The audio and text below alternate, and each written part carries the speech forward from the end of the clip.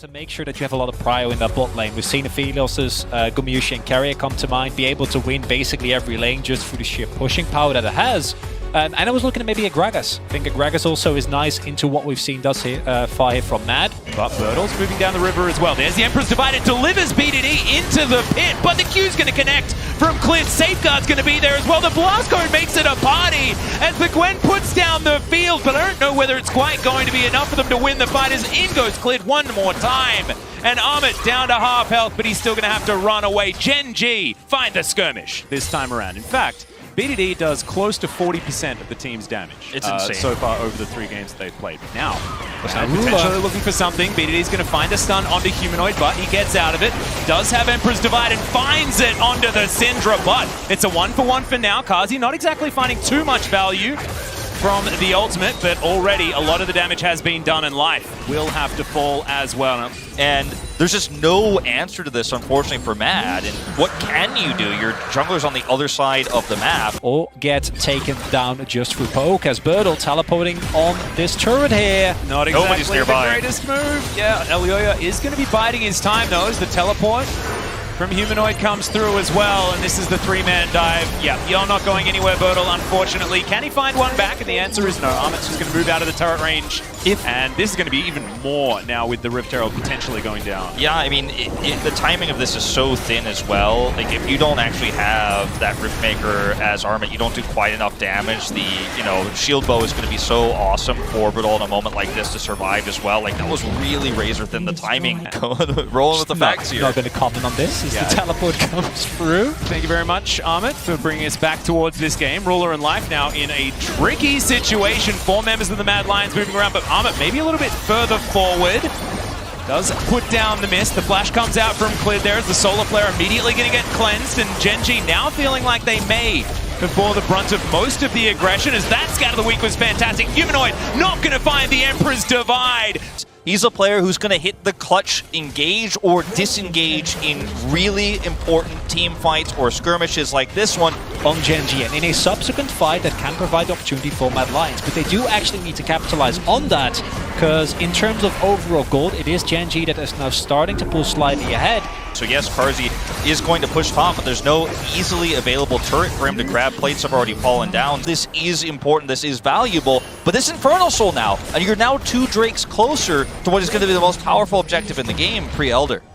And it does look like Armit is going to attempt to save it. Yeah, that is dangerous. Gwen not so immune when you're inside the circle with her, as it turns out. So Gen G are going to be able to take the turret and the Gwen. Gen G have all the tools, right? And as Mad Lions, trading even and grabbing a turret like this feels so insignificant because you don't have that same scaling to fall back on. Yes, you have an Azir here, but it's not an extremely fed one. Mad Lions get the Dragon down to half health, but Birdle makes his way into the pit. Lid can be here at a moment's notice, and Humanoid, he's just too low. He's not going to be able to fight for this one as Life. Now trying to dash away from Amit, who's down to half health as well, and the Mad Lions just weren't able to find the fight that they were looking for. I have a feeling this is just going straight to the Mad Lions. They planned this the entire time, gentlemen. Don't even need to worry about facing off against Gen G. If you do react slowly as Gen G, you have to fight to that choke. Oh, the Scat of the Week's fantastic, though. The knock-up with the Grand Entrance, also beautiful. Moonlight Vigil this time will connect as Gen G still taking a fair bit of damage back. This is very quickly becoming an issue of Mad Lions just not having the range. Life is going to face check Elioya. Not going to find the knock-up here either, as the flash forward from Kaiser not able to get the stun with the Shield of Daybreak, though, is now Birdle going to try and get the rest of his team out. The Needlework is going to help grab that kill on the Rakan. Matt, the main value of the Baron power play was taking it away from Gen G. Unfortunately, for Gen G, fortunately for Matt, to actually go for any sort of engage, as BDD's not going to quite find the scatter. Can we get in there and steal it away? No, is the answer for Gen G. And that is going to be the denial. Birdle also just getting over the wall. Not sure what the plan was there necessarily. And when suddenly a wrench is in the gears, you start to see overextensions, you start to see mistakes, you start to see Birdle way too up in a lane. Yeah, and another big teleport to come forward from Armit. But can Birdle actually win out on this one is the question. The quick draw going to come through. The shield bow working out for now, but it's not going to be enough. And that Merlinomicon really paying for itself right there. So Gen G might be able to find a team fight that they're looking for. Here it is. Teleports come on forward. There's the Moonlight Vigil. There's a little bit of an overextension there from Kaiser, maybe. As Klid's going to get a kick into the backline. Kazi in so much trouble. Bertel dives forward and finds the kill. But Humanoid is immediately going to get rid of him. BDD looks for more as Ruler flashes away from the Emperor's Divide. Armit still trying to fight this one out with Elyoya, who does have some resets. Yeah, already down to 50% health. Klid in the area, so of course they know, but the amount of bullying to get him out of here, Klid, he has to work out what he wants to do, and the answer is absolutely nothing. They give the Baron away, but the Leona does fall. Now Life looking for it with the quickness available, and Mad just want to back away. 4 versus 5 for now. Mad Lions, too indecisive here. They get neither the full push top, while they are of course outnumbered, but they don't push fully there, nor can they deny the Drake. Can they get some kills? I mean, might not matter here. That Drake's gone over. Yeah, Life looking to come down. Bertel and BDD a little bit too far away. The kick just to try and disengage Armit, but the Lee Sin is already dead. Humanoid grabs that kill. Key thing now, as Mad, try to push as much as you humanly can. You have a Klid that's dead for 35 seconds. A single misstep from Gen G with the Baron buff up could mean that you break open the base, or possibly even more. Yeah, the problem is the Infernal makes it so much easier to defend here, and 25 seconds till this Lee Sin is up. You can just slowly poke away. Like I said, you're probably losing an inhibitor here if they do commit fully, but it's still 100% worth it if you can win that ensuing fight. Yeah, no frontline available here for Gen G.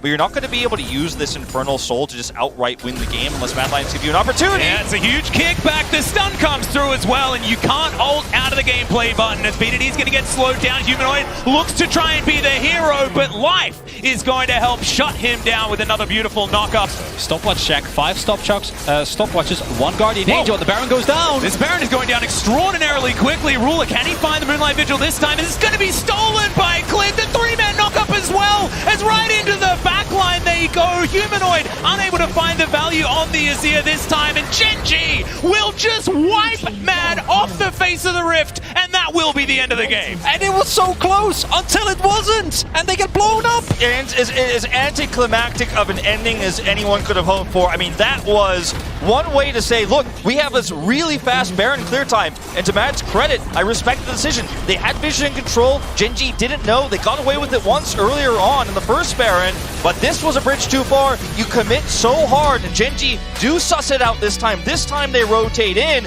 It's an amazing steal from Klid.